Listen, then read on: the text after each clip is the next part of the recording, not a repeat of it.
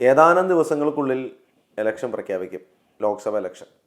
BJP ഇലക്ഷന് വേണ്ടിയുള്ള എല്ലാ തയ്യാറെടുപ്പുകളും കഴിഞ്ഞു. ഏറ്റവും കൂടുതൽ ഇന്ത്യ ഭരിച്ച പാർട്ടിയായിട്ടുള്ള കോൺഗ്രസ്, പ്രതിപക്ഷ പാർട്ടിയായിട്ടിരിക്കുന്ന കോൺഗ്രസ് എന്ത് ചെയ്യും എന്നുള്ളതാണ് ഇപ്പോഴത്തെ ചോദ്യം. കോൺഗ്രസ് പ്രസക്തമാണ് ഇന്ത്യയിൽ, കാരണം ഏറ്റവും കൂടുതൽ ഭരിച്ച പാർട്ടിയും ഒരു ബ്രാൻഡാണ്. ആ പാർട്ടിയുടെ ഇപ്പോഴത്തെ ഒരു അവസ്ഥ അത് വളരെ നരേന്ദ്രമോദി തന്നെ പറഞ്ഞിരുന്നു, ശക്തമായ പ്രതിപക്ഷം വേണം, ഒരു 50 സീറ്റെങ്കിലും എടുത്ത് എത്ര പ്രാവശ്യമെങ്കിലും ഇങ്ങോട്ട് വരണം എന്ന രീതിയിലാണ് പുള്ളി പോലും പ്രസംഗിച്ചത്. ഓർത്തു നോക്കൂ, അത്രയും കളിപ്പിക്കുന്ന രീതിയിലേക്ക് ഒരു പാർട്ടി പോവുക എന്നുള്ളത്. ഈ രാഹുൽ ഗാന്ധി കഴിഞ്ഞ ഇലക്ഷനോട് കൂടി ആക്റ്റീവായിരുന്നു. പൊട്ടിപ്പൊളിഞ്ഞ് കഴിഞ്ഞപ്പോൾ രാഹുൽ മാറിക്കഴിഞ്ഞാൽ നേരെയാവും എന്നുള്ളൊരു രീതി ഉണ്ടായിരുന്നു. രാഹുൽ ഗാന്ധിയുടെയും അതുപോലെ സോണിയാഗാന്ധിയുടെയും കയ്യിലാണ് പാർട്ടി, ഗാന്ധി കുടുംബത്തിന്റെ കയ്യിലാണ് പാർട്ടി എന്നുള്ള ഒരുപാട് ആരോപണങ്ങൾ വന്നിരുന്നു. അതിനുശേഷം രാഹുൽ ഗാന്ധി ഈ പറയുന്ന പോലെ ഇലക്ഷൻ കഴിഞ്ഞ രാഹുൽ ഗാന്ധി മിസ്സിംഗ് ആണ്. അതുപോലെ രാഹുൽ ഗാന്ധി പോയി, പിന്നീട് അദ്ദേഹം വന്നിട്ട് ഈ ഒരു സ്ഥാനം ഏറ്റെടുക്കില്ല എന്ന് പറയും. കുറേ നാൾ ഈ പറയുന്ന പോലെ അധ്യക്ഷനില്ലാതെ മുന്നോട്ട് പോകുന്ന ഒരു അവസ്ഥയുണ്ടായിരുന്നു. പിന്നീട് രാഹുൽ ഗാന്ധി തന്നെ വരുമെന്ന് കരുതി ഇപ്പോൾ ഒരു ഇലക്ഷൻ ഈ കോൺഗ്രസിന്റെ അകത്ത് നമ്മൾ കണ്ടു. നമ്മുടെ ശശി തരൂരും ഈ പറയുന്ന മല്ലികാർജുൻ ഖാർഗെയും തമ്മിലായിരുന്നു അധ്യക്ഷ സ്ഥാനത്തിന് വേണ്ടിയുള്ള മത്സരം. പക്ഷെ അവിടെ ഈ ഖാർഗെ എന്ന് പറയുന്നത് രാഹുൽ ഗാന്ധിയുടെ നോമിനി ആയിരുന്നു. അതെ, എന്ന് വെച്ചാൽ അദ്ദേഹം ഒരു റബ്ബർ സ്റ്റാമ്പാണ്. കാരണം അദ്ദേഹം പണ്ട് ഇതുപോലെ തന്നെ അവിടെ കർണാടകയിൽ റബ്ബർ സ്റ്റാമ്പായി ഇരുന്നതും അദ്ദേഹത്തിന്റെ ഒരു മൊത്തത്തിലുള്ള പ്രൊഫൈൽ എടുത്തു കഴിഞ്ഞാൽ റെയിൽവേ മന്ത്രിയായിട്ടൊക്കെ ഇരുന്നിട്ടുണ്ട്. അതൊക്കെ ഉള്ളൂ അദ്ദേഹത്തിന്റെ എക്സ്പീരിയൻസ്. പക്ഷെ അദ്ദേഹം ഒരു നേതാവ്, ഒരു തീപ്പൊരി നേതാവ് എന്നുള്ള ഒരു മുഖം ഖാർഗെക്കില്ല. ആ ഖാർഗെയാണ് ഇപ്പോ കോൺഗ്രസ് ഭരിച്ചുകൊണ്ടിരിക്കുന്നത്, കോൺഗ്രസിന്റെ അധ്യക്ഷ സ്ഥാനത്തിരിക്കുന്നത്. പറയാൻ പറ്റില്ല, ശരിയാണ്. അപ്പൊ അധ്യക്ഷ സ്ഥാനത്ത് ഇരിക്കുമ്പോൾ തന്നെ എത്ര പേര് പോയി. ഇതിപ്പോ കമൽനാഥിന്റെ അവസ്ഥ നോക്കൂ, മനീഷ് തിവാരി, അതുപോലെ അശോക് ചൗഹാൻ, അതിനു മുമ്പുള്ള ഇത് ഗുലാം നബി ആസാദിനെ പോലുള്ള വലിയ വലിയ നേതാക്കന്മാര്, കഴിവുള്ളവര്. പിന്നെ അതിന് മുമ്പോട്ട് നോക്കിയാൽ ഈ ഒരു സോണിയാഗാന്ധി വന്നതിന് ശേഷം പോയ ഒരു മറ്റേ തൃണമൂൽ മമതാ ബാനർജി മുതലുള്ളവരുണ്ട്. മമതാ ബാനർജിയൊക്കെ ഇപ്പോ കോൺഗ്രസിലുണ്ടെങ്കിൽ കോൺഗ്രസ് എന്താവുമായിരുന്നു. കാരണം ഇത് ഇങ്ങനെ അവര് സ്വയം നശിപ്പിച്ചുകൊണ്ടിരിക്കുകയാണ്. ഇപ്പൊ വൈഎസ്ആറിന്റെ മോന് പുള്ളിക്കാരൻ പോയി. അതൊക്കെ ഈ സ്വയം അവരുടെ കുടുംബാധിപത്യത്തിന്റെ മേത്ത് അവര് തന്നെ സ്വയം ഇരിക്കുന്ന കൊമ്പ് വെട്ടി ഇപ്പൊ ഒന്നും ഇല്ലാതായി. ഈ റായ്ബററിയിൽ മത്സരിക്കാൻ സോണിയാഗാന്ധി തയ്യാറാവാത്തതിന്റെ കേസ് എന്ന് വെച്ചാൽ തോറ്റു.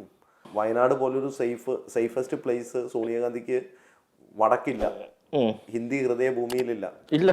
അവിടെ കംപ്ലീറ്റ് ആയിട്ട് തൂത്തെറിയപ്പെട്ടു കഴിഞ്ഞല്ലോ. അതെ, അവിടുന്ന് ഓൾറെഡി രാഹുൽ ഗാന്ധി അവിടുത്തെ ആളല്ല എന്നുള്ള രീതിയിൽ നമ്മുടെ നാട്ടിലുണ്ട്. മിക്കവാറും രാജ്യസഭാ സീറ്റിലാണ് സോണിയാഗാന്ധി എത്തുള്ളൂ, രാജ്യസഭാ സീറ്റ് വഴി എത്തും. ചിലപ്പോ റായ്ബറേലിയിൽ അവരുടെ ഫാമിലി സീറ്റ് പോലെയാണ് പ്രിയങ്ക ഗാന്ധി മത്സരിക്കും. പ്രിയങ്ക ഗാന്ധിക്ക് ഇവരെക്കാളും കൂടുതൽ തലച്ചോറുള്ള കാരണം അവർ മത്സരിക്കാനുള്ള സാധ്യത വളരെ വിദൂരമാണ്. അതെ, പിന്നെ വയനാട്ടിൽ തന്നെ ആയിരിക്കും രാഹുൽ ഗാന്ധി എന്ന് എനിക്ക് തോന്നുന്നുണ്ട്. കാരണം അതുകൊണ്ട് ഇന്നലെയൊക്കെ പുള്ളിക്കാരൻ ഇവിടെ ഉണ്ട്. രാഹുൽ ഗാന്ധി ഒരു ജാഥ നയിച്ചുകൊണ്ടിരിക്കുകയാണ്. ഇത് പോകുന്ന വഴിയിലുള്ള വീഡിയോ ദൃശ്യങ്ങളൊക്കെ നമുക്ക് കാണാൻ സാധിക്കും. ബീഹാർ വഴിക്ക് പോകുമ്പോഴാണ് ഇന്ത്യ മുന്നണിയിൽ നിന്ന് നിതീഷ് കുമാർ മറുകണ്ഠം ചാടിയത്. അവിടെയൊന്നും ആളില്ല, ഒരു 50 പേരുടെ മുകളിലേക്ക് പോലും ആളുകളില്ലാണ്ട് ഈ യാത്ര മുന്നോട്ട് പോകുന്നതൊക്കെ കാണുമ്പോൾ ഭയങ്കരമായിട്ട് വിഷമം തോന്നും. കാരണം കോൺഗ്രസ് ആണ്. നമ്മള് രാഷ്ട്രീയം പഠിക്കുമ്പോൾ അതിന്റെ ആദ്യ പാഠാവലി എന്ന് പറയുന്നത് കോൺഗ്രസ് ആണ്. കോൺഗ്രസ് നശിക്കുക എന്ന് പറയുന്നത് അത് ഇന്ത്യ നശിക്കുന്ന പോലത്തെ ഒരു ഫീലാണ്. അതെ, കോൺഗ്രസിന്റെ ഒരു ഇക്വേഷൻ അവര് പൊളിറ്റിക്കലായിട്ട് കാത്തു സൂക്ഷിച്ചിരുന്നു. അല്ലെങ്കിൽ കാത്തു സൂക്ഷിച്ചില്ലെങ്കിൽ പോലും ആളുകളെ കാണിക്കുന്ന രീതിയിൽ അത് നന്നായി പുറത്തേക്ക് കാണിച്ചിരുന്നു. ഒന്ന് മതേതരത്വമാണെങ്കിൽ ദേശീയത, അതുപോലെ തന്നെ ഈ ജാതി രാഷ്ട്രീയം അകത്തിരുന്ന് വളരെ കൃത്യമായി ഓപ്പറേറ്റ് ചെയ്ത്, എന്നാൽ അത് പുറത്തേക്ക് വരാത്ത രീതിയിൽ അതിന് കൃത്യമായി ഓപ്പറേറ്റ് ചെയ്യുന്ന ഒരു സിസ്റ്റം ഉണ്ടായിരുന്നു. നല്ല നേതാക്കൾ ഉണ്ടായിരുന്നു, എത്രത്തോളം നേതാക്കൾ. നമ്മളത് എടുത്തു കഴിഞ്ഞാൽ നമുക്കത് പറഞ്ഞു കഴിഞ്ഞാൽ ഒരു 8-9 മിനിറ്റ് അവരെ കുറിച്ച് തന്നെ പറയാനുണ്ട്. ഒരുപാട് നേതാക്കന്മാര് കെട്ടിയുണ്ടാക്കിയ ഒരു വലിയ പാർട്ടിയാണ്. ആ പാർട്ടിയുടെ അവസ്ഥയാണിത്. ഒരു നല്ല നേതാവില്ല, നേതൃത്വ സ്ഥാനത്ത് ആരും വരാൻ തയ്യാറാവുന്നില്ല, അല്ലെങ്കിൽ ആരെയും അടുപ്പിക്കുന്നില്ല. ഇതൊക്കെ തന്നെ ശശി തരൂരായിരുന്നെങ്കിൽ പോലും ഒരുപാട് വ്യത്യാസങ്ങൾ വന്നേനെ. ഇപ്പോഴും ആ ഒരു കുടുംബത്തിൽ തന്നെ അങ്ങനെ നിൽക്കുകയാണ്, അതിൻ്റെ ഉള്ളിൽ നിന്ന് പുറത്തു പോയിട്ടില്ല. എന്നാൽ കുടുംബത്തിൽ കഴിവുള്ളവർ ഇപ്പം ഇല്ല. ഇപ്പൊ ഇന്ദിരാഗാന്ധി ഉണ്ടായിരുന്നോ സഞ്ജയ് ഗാന്ധി ഉണ്ടായിരുന്നോ കാലമല്ലല്ലോ ഇപ്പം രാജീവ് ഗാന്ധി. അവിടുന്ന് ഇങ്ങോട്ട് പോന്നു കഴിഞ്ഞപ്പോൾ സോണിയാഗാന്ധിക്ക് ഇന്ത്യൻ പൊളിറ്റിക്സിനെ പറ്റി എത്രത്തോളം അറിയുന്നുള്ളത് നമുക്കറിയില്ല. ആരൊക്കെ ഉപദേശിച്ചു കൊടുക്കുന്നുണ്ട്. ഉപദേശികളുടെ ഒക്കെ ഒരു ഇതിനകത്ത് തന്നെയാണ് ഇപ്പോൾ രാഹുൽ ഗാന്ധി എന്നാണ് എനിക്ക് തോന്നുന്നത്. വിജയ് സിംഗ് ഒക്കെ പോവാന്ന് പറയണമെന്ന് ഓർത്തോക്ക് ഇതിപ്പോ പറയുമ്പോഴാണ്. അപ്പോൾ ഇതാണ് കോൺഗ്രസിന്റെ ഒരു അവസ്ഥ. ഇനി നമുക്ക് നോക്കിക്കഴിഞ്ഞാൽ കോൺഗ്രസിന് ആകെ ശക്തിയുള്ളത് എവിടെയാണ്? നമ്മുടെ സൗത്ത് ഇന്ത്യയിലാണ്. ശരിക്കും പറഞ്ഞ് ഇപ്പോഴത്തെ നേതാക്കന്മാർ സൗത്ത് ഇന്ത്യക്കാരാണ് കോൺഗ്രസിന്റെ ശക്തമായിട്ടുള്ള. ഇപ്പോൾ വാർ റൂം അവിടെ തുറന്നു വെച്ചിരിക്കുന്ന നമ്മുടെ കെ സി വേണുഗോപാല. ചിലപ്പോൾ നന്നാവും എനിക്ക് തോന്നുന്നു. അതുപോലെ തന്നെ നമ്മുടെ ശിവകുമാർ, അദ്ദേഹത്തിൻ്റെയൊക്കെ ഒരു പവർ കർണാടകയിലും കേരളത്തിലും അതുപോലെ തന്നെ ആന്ധ്രയിലൊക്കെയാണ് അത്യാവശ്യം കോൺഗ്രസിന് ഒരു വേരുള്ളത്. അതെ, തെലങ്കാനയിൽ ഭരിക്കുന്ന കോൺഗ്രസ് ആണ്. അപ്പോൾ ഇതൊക്കെയാണ് കോൺഗ്രസിന്റെ ഒരു ശക്തി എന്ന് പറയുന്നത്. അപ്പോൾ ഈ പ്രാവശ്യത്തെ ഒരവസ്ഥ നമ്മൾ കേരളത്തിലേക്ക് തന്നെ നോക്കിക്കഴിഞ്ഞാൽ കഴിഞ്ഞ പ്രാവശ്യം 19 സീറ്റ് ലഭിച്ചു. ഇപ്പോൾ 18 സീറ്റ് എന്ന് പറയാം, കാരണം ചാഴികാടൻ തിരിച്ച് 18 സീറ്റ് ഇപ്പോൾ കയ്യിലുണ്ട്, ലീഗിന്റെ ഉൾപ്പെടെ. ഈ പ്രാവശ്യം എത്ര സീറ്റ് കിട്ടും എന്നുള്ളൊരു വല്ലാത്ത ചോദ്യമുണ്ട്. അതിൽ കോൺഗ്രസ്സുകാരെ തന്നെ പറയേണ്ടത് ഈ 18 കിട്ടാനുള്ള സാധ്യത വളരെ വിദൂരമാണ്. കാരണം ഒന്നാമത്തെ കാര്യം, കഴിഞ്ഞ പ്രാവശ്യം ശബരിമല ഇഷ്യൂ ഉണ്ടായിരുന്നു, ഒരു ഭരണവിരുദ്ധ വികാരം ഉണ്ടായിരുന്നു. അതിനേക്കാളും ഉപരി രാഹുൽ ഗാന്ധി മത്സരിക്കുന്നു. ഈ രാഹുൽ ഗാന്ധി ഇന്ത്യയുടെ അടുത്ത പ്രധാനമന്ത്രിയാണെന്നുള്ള ഒരു മണ്ടത്തരം വിശ്വസിച്ച ഏക ജനത കേരളമാണ്. അതിനകത്ത് വേറൊരു കാര്യം കൂടെ എന്താന്ന് വെച്ചാൽ, ആ ഒരു രാജസ്ഥാനിലൊക്കെ നടന്ന നമ്മൾ നേരത്തെ പറയാറുള്ള സെമി ഫൈനല്, അതിൽ കോൺഗ്രസിന് അത്യാവശ്യം മേൽക്കൈ നേടാൻ പറ്റി. മധ്യപ്രദേശ് ആണെങ്കിലും രാജസ്ഥാൻ ആണെങ്കിലും ഇതൊക്കെ പ്രതീക്ഷിച്ചാണ് രാഹുൽ ഗാന്ധിക്ക് കഴിഞ്ഞ പ്രാവശ്യം രാഹുൽ ഗാന്ധി തരംഗം ആഞ്ഞടിച്ചുകൊണ്ട് 20 സീറ്റുകളിലും കോൺഗ്രസിന് വോട്ട് കൂടി, ഭൂരിപക്ഷം കൂടി. പല സ്ഥാനാർത്ഥികളും നമ്മളൊന്നും പ്രതീക്ഷിക്കാതെ ബാനർ പോലും പല സ്ഥലത്തും, പോസ്റ്ററോ ഈ പറയുന്ന പോലെ സ്ലിപ്പ് കൊണ്ടു കൊടുക്കാൻ പോലും ആളില്ലായിരുന്നു പല സ്ഥലത്തും. അങ്ങനെയുള്ള കോൺഗ്രസ് ആണ് ഭയങ്കരമായിട്ട് വിജയിച്ചു വന്നത്. പക്ഷെ ഈ തവണ അതല്ല. ഇപ്പോൾ പല സീറ്റുകളും കഴിഞ്ഞ പ്രാവശ്യം കോൺഗ്രസ് വിജയിച്ച് വൻ ഭൂരിപക്ഷത്തോടുള്ള പല സീറ്റുകളും കോൺഗ്രസിൽ നിന്ന് നഷ്ടമാവുന്ന ഒരവസ്ഥയാണ്. പിന്നെ രണ്ടാമത്തെ കാര്യം, മുസ്ലിം ലീഗ് ആണ് പ്രധാനപ്പെട്ട ഒരു കക്ഷി. പിന്നെയുള്ള ജോസഫും കാര്യങ്ങളൊക്കെയാണ് ഒരു ശക്തമായ കക്ഷികൾ. RSPയും ശക്തിയാണ്. RSP ഉറപ്പിക്കാം, മുസ്ലിം ലീഗിന്റെ സീറ്റുകൾ ഉറപ്പിക്കാം, ജോസഫിന്റെ സീറ്റുകളും ചിലപ്പോൾ ഉറപ്പിക്കാം.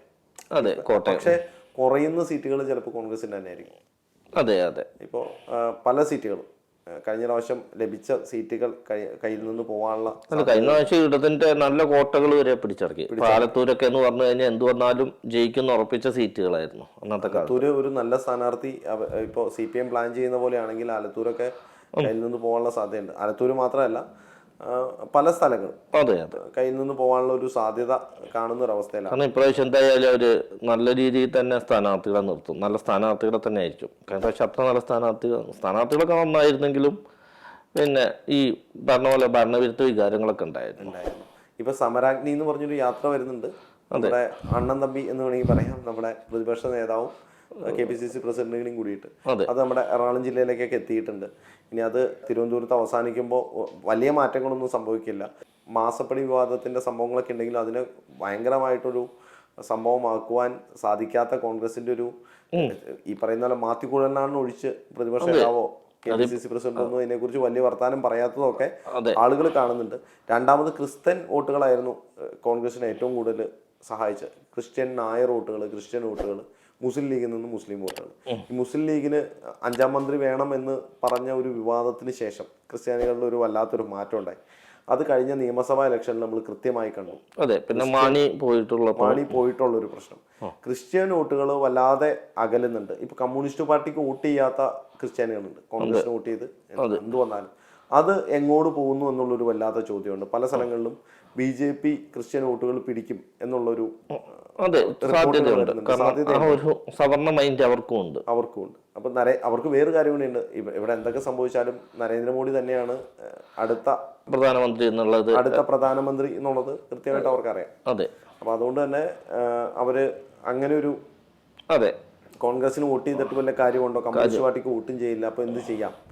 അപ്പോൾ അത്തരത്തിലുള്ള ചില ചോദ്യങ്ങൾ ഈ പറയുന്ന പോലെ ക്രിസ്ത്യൻ വിഭാഗങ്ങളിലുണ്ട്, കണ്ടുവരുന്നുണ്ട് എന്നുള്ള കാര്യങ്ങൾ അറിയുമ്പോൾ കോൺഗ്രസിന്റെ കാര്യം എത്ര വലിയ സമരാഗ്നി ഉള്ള യാത്ര നടത്തിയാലും. പിന്നെ ഫണ്ട് എന്ന് പറഞ്ഞൊരു വല്ലാത്ത ഘടകമുണ്ട്. ഫണ്ട് 2 ടൈമായിട്ട് കേരളത്തിൽ പോലും ഭരണത്തിലില്ല. അതുകൊണ്ട് ഫണ്ടും പ്രശ്നമാണ്. കഴിഞ്ഞ പ്രാവശ്യം ഫണ്ട് ഇല്ലെങ്കിലും ഒരു ബ്രാൻഡ് ഉണ്ടായിരുന്നു.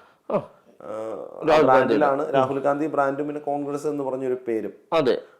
അപ്പൊ അതുകൊണ്ട് തന്നെ കഴിഞ്ഞ പ്രാവശ്യം കുറെ സീറ്റുകൾ എന്ന് വെച്ചാൽ 18 സീറ്റുകളോളം കിട്ടി. 18 സീറ്റുകൾ നിലനിർത്താനാവുമോ എന്നുള്ളതാണ് ചോദ്യം. എന്തായാലും ഇലക്ഷൻ ചൂട് പിടിക്കുമ്പോൾ പ്രതിപക്ഷത്തുള്ള സ്ഥാനാർത്ഥികൾ കളം നിറയുമ്പോൾ അറിയാം എന്തായിരിക്കും സംഭവിക്കുന്നത് എന്നുള്ളത്, അല്ലെ?